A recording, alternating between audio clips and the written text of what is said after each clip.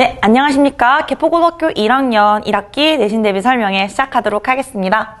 일단 제 소개 먼저 좀 드리도록 하겠습니다. 저는 박예슬이라고 하고요. 개포고등학교 1학년 가르치고 있습니다. 자, 우리 내신 대비 설명회 이런 식으로 진행을 해볼 거예요. 25년도에 도입되게 되는 2022년 교육과정 개편으로 인해서 어떤 변화가 좀 있을 수 있을까? 두 번째, 우리 학교 어떤 식으로 문제가 출제되느냐? 세 번째, 내신 대비 어떤 식으로 해야 될까? 마지막, 우리 학원은 어떻게 가르치느냐에 대해서 설명을 좀 드리도록 하겠습니다. 일단 저희 학원 내신 대비 개강 일자부터 좀 말씀을 드릴게요. 저희는 3월 8일 토요일 10시부터 1시 반까지 진행을 할 거예요.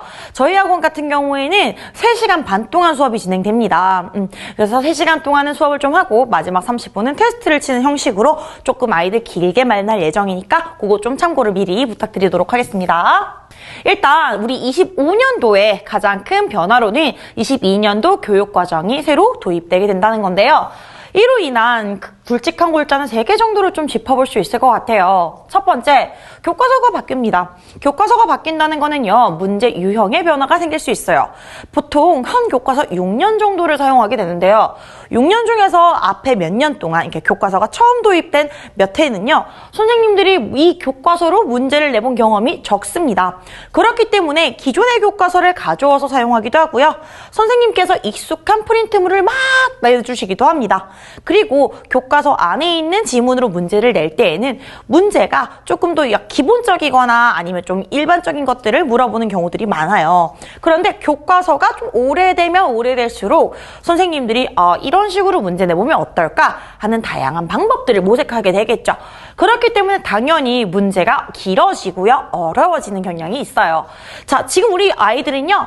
가장 어려웠던 마지막 해에서 이제 새롭게 교과서가 도입되는 해로 바뀌게 됩니다. 그로 따른 이제 프린트물의 변화라든지 문제 양상의 변화가 있을 수 있다라는 걸 좀 알아두시면 좋을 것 같아요. 그리고 두 번째, 석차 등급이 변화합니다. 9등급제에서 5등급제로 변화하게 되는데요. 이는 아무래도 시험 점수의 등급컷 차이를 불러올 수 있겠죠.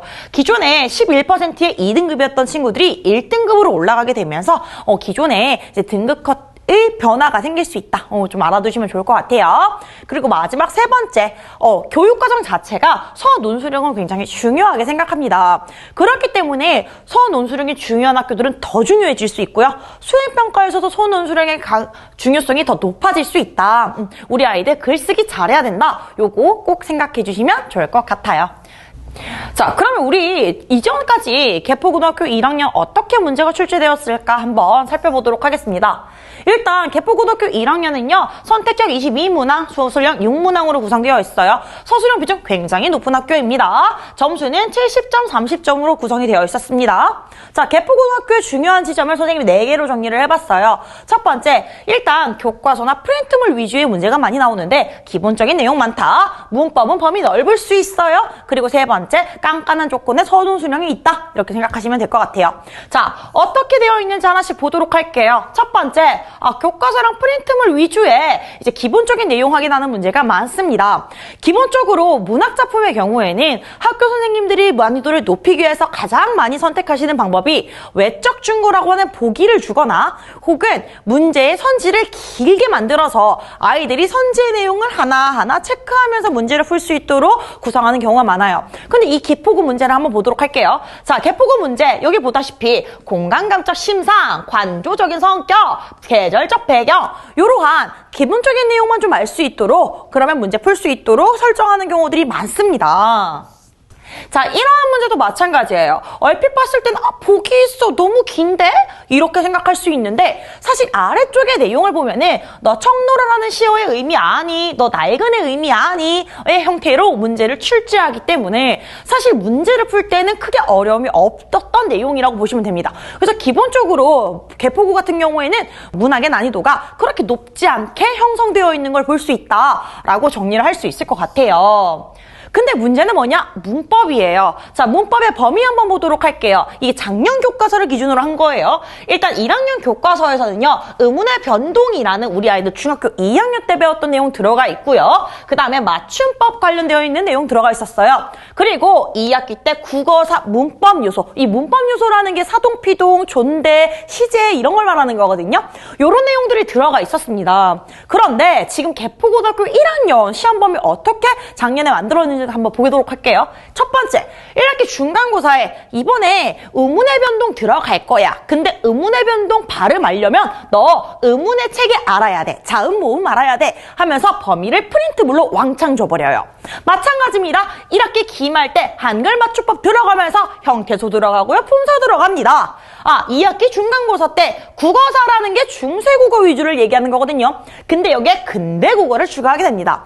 그렇기 때문에 사실은 교과서에 나와 있는 문법뿐만 아니라 프린터 나와 있는 문법까지 더하게 되면은 최소한 단원이 2개에서 3개 이상으로 늘어나게 되는 거죠. 근데 문제는 뭐냐? 그러한 문법들을 개념화까지 꼼꼼하게 물어본다라는 거예요. 해당하는 문제를 볼게요. 발음하는 것과 관련되어 있는 문제였거든요. 수원역과 서울역을요, 공통점과 차이점으로 나누어서 문장형으로 서술하라고 되어 있어요. 우리 아이들 중학교 2학년 때까지 어떤 식으로 공부했냐면요. 수원역의 발음 딸딸딸딸 외워요. 서울역의 발음 딸딸딸딸 외워요. 그리고 난 다음에 그 발음을 객관식 선지로 체크하는 형태로 공부를 하게 됩니다. 근데 이제 그것을 공통점과 차이점까지 문장형으로 서술해야 된다고 해 개념을 정확하게 알지 않으면 문제를 풀기가 어려울 수밖에 없겠죠. 마찬가지입니다. 지금 이 문제 한번 볼까요? 보기 굉장히 길죠? 이 보기 안에 들어가 있는 문법적 개념이 20개가 됩니다. 문제는 뭐냐? 이 20개의 개념을 모두 프린트물로 이미 배부가 되었다는 거예요. 그렇기 때문에 나 어려워. 문법 개념 어려워서 그냥 나 문제 풀 수 있을 정도로만 공부할래 라고 얘기하면요. 여러분들 여기 있는 의문형 종결어미, 높임 선어말어미 요런 단어 몰라가지고 헷갈려가지고 틀릴 수 있다는 거죠. 그렇기 때문에 문법 같은 경우에는 더 꼼꼼하고 더 확실하게 공부해야 할 필요성이 늘어나게 되는 거예요. 그리고 세 번째, 이게 가장 큰 문제점 중에 하나인데요. 서술형이 높은 비중을 가지고 있어요. 아까 전에 말씀드렸던 것을 조금 더 길게 적어봤는데요.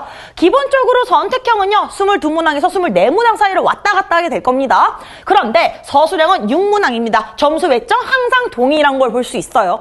근데 문제는 뭐냐? 서술형이 6문항이라고 적혀 있지만 사실 이 안에는 꼬리문항이라는 게 있어요. 2-1, 2-2, 2-3과 같은 꼬리 문제가 있기 때문에 1학기 중간고사 기준으로 결국에 서술형은 13문장을 적어야 하는 형태로 출제가 됩니다. 그렇기 때문에 사실은 좀 시간이 부족할 수밖에 없는 시스템이다. 이렇게 생각해 주시면 좋아요. 자, 문제는 어떻게 되어 있을까요? 하나 가져와 봤어요. 자, 조건에 따른 문장을 완성하세요 라는 문장이 가장 많이 등장합니다. 한번 보도록 할게요. 지금 서술형 2번이에요. 지금 보시면 꼬리 문제가 1, 2, 3, 3개 달려 있어요. 근데 문제는 뭐냐 하면은 그 꼬리 문제에 대한 조건이 3가지가 있어요. 그러면 이 3가지의 조건에 맞추어서 3개의 문장을 써야 되는데 아이들이 어려움을 느낄 수밖에 없다는 거죠. 자, 마찬가지입니다. 자, 이 서술형 3번 같은 경우에는요. 3-1, 3-2 두 개의 꼬리 문제가 나왔는데요. 이 문제 안에 있는 조건은요. 구조도 써야 되고요.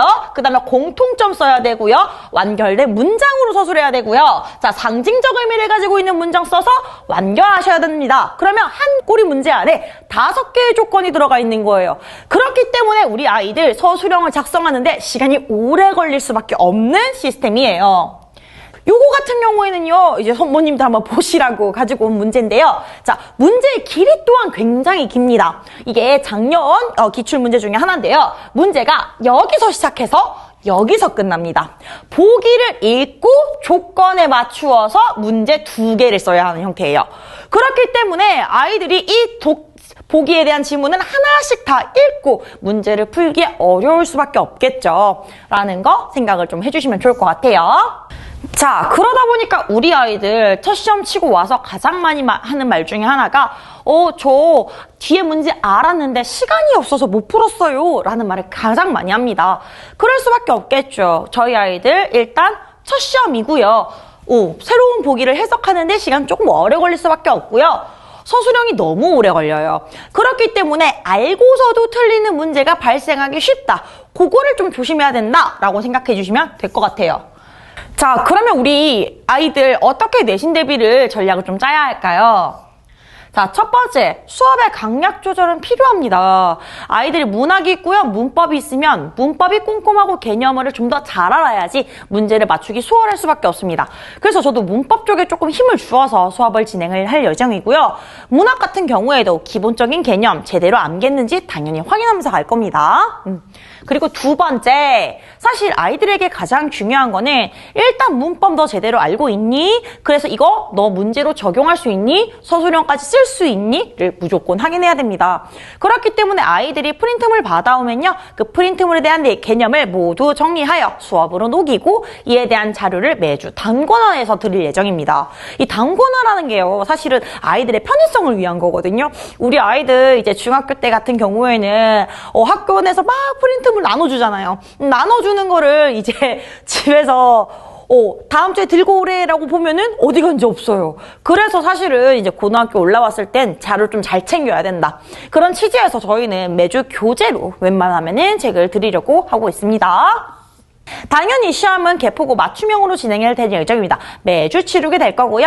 3시간 30분 수업 중에서 마지막 30분을 테스트에 좀 소비를 할 예정입니다. 그래서 서술형 문제와 그에 따른 이제 문법 문제, 문학 문제 아울러서 아이들이 매주 실전 연습하는 것처럼 시험을 치를 수 있게끔 그렇게 진행을 할 예정이에요. 그리고 마지막으로 매주 서술형 연습을 할 겁니다. 여기서 말하는 서술형 연습이라는 것은 이런 방향이에요. 아이들이 서술형 문제를 쓴다고 했을 때 가장 중요한 것은 문장과 조건에 초점을 맞추느라 가장 중요한 핵심어가 무엇인지 놓칠 수밖에 없어요. 그래서 수업을 진행할 때는 문장을 어떻게 써야 되는지 방법과 함께 이러한 문제에서 가장 자주 나와야 되는, 무조건 등장해야 되는 핵심어들이 무엇인지를 좀 훈련시키는 연습을 할 거예요. 그래서 A 문제가 나왔어. 그러면 A라는 핵심어 무조건 들어가야 돼. B라는 문제 나왔어. 그럼 B라는 핵심어 무조건 들어가야 돼. 와 같이 무조건 핵심어를 넣어서 문장을 서술할 수 있게끔 그렇게 수업을 구성을 할 예정입니다. 그리고 마지막 직전 보강 때는요, 당연히 아이들에게 좀 마지막에 자료를 다 보는 게 힘들잖아요. 그래서 제가 생각했을 때 중요한 내용들을 무조건 이건 알고 있어야 돼 하는 내용들을 핵심만 콕콕 집어서 이제 막판 스퍼트 자료로 나누어 줄 예정입니다. 그래서 아이들이 시험 전날에 그 종이만 보고 딸딸딸딸 외워서 시험 칠 수 있게끔 그렇게 진행을 할 예정입니다. 자, 저희 학원 어떤 식으로 자료 들어가는지 한번 말씀을 좀 드릴게요. 사실 저희 학원의 가장 큰 장점 중에 하나인데요. 저희 학원은 이제 편집팀이 따로 있어요. 그래서 제가 원하는 자료를 이제 편집팀에게 드리면 편집팀에서 이게 편집을 다 해주시는 거거든요. 그래서 저희는 매주 이런 식으로 자체 교재와 과제집을 아이들에게 제공을 할 거예요. 그리고 제가 이제 말씀드렸던 개포고 맞춤형으로 문제를 만들어서 이렇게 잘 제공을 할 예정입니다. 자, 어떤 식으로 관리 들어갈 거냐? 일단 매주 확인 테스트 들어갈 거예요. 확인 테스트를 통해서 아이들 지금의 위치 확인 가능하겠죠? 그리고 두 번째, 과제 수행도나 테스트 결과 당연히 문자 보내드릴 거고요. 세 번째, 제가 요게 조금 강점을 두고 싶은데요. 사실 저는 좋은 수업도 물론 중요하지만 제가 혼자 수업하면 뭐예요? 아이들이 들어야죠. 그래서 아이들과 소통을 하고 그를 통해서 아이들이 동기부여를 해야지 결국에 수업의 선순환이 이루어진다고 생각을 합니다. 그래서 저는 아이들이랑 보통 24시간 동안 카톡을 하면서 이제 Q&A 질문을 좀 받고 있어요. 그래서 제가 아이들에게 항상 강조하는 거는 야, 너네 나를 그냥 Q&A 봇으로서, 로봇으로서 라고 이야기를 해요. 실제로 어떤 식으로 좀 카톡을 주고받냐면요. 아이들이 선생님 저 이거 모르겠어요. 예시 뭐 있어요? 하면 제가 예시를 알려주기도 하고요. 사진을 찍어가지고 문제를 보여주면은 이에 따라서 제가 답변을 달아주기도 합니다. 그래서 아이들이 보통 이제 선생님들을 보면은 시간 제약을 해서 이제 문제를 물어보고 하면은 좀 어려워하잖아요. 그래서 저는 누구보다 좀 편하게 아이들이랑 좀 접근하면서 우리 같이 한번 으쌰으쌰해서 점수를 내보자 라고 하면서 아이들을 좀 끌고 가려는 편이에요. 그렇게 수업을 좀 진행을 하겠습니다. 자, 아까 말씀드렸던 것처럼 저희 개포고등학교 1학년 수업은요 3월 8일 10시부터 1시 반까지 진행할 거고요. 7회에다가 직전 보고까지 들어갔다 이렇게 생각해 주시면 되겠습니다. 여기까지 하도록 하겠습니다. 감사합니다.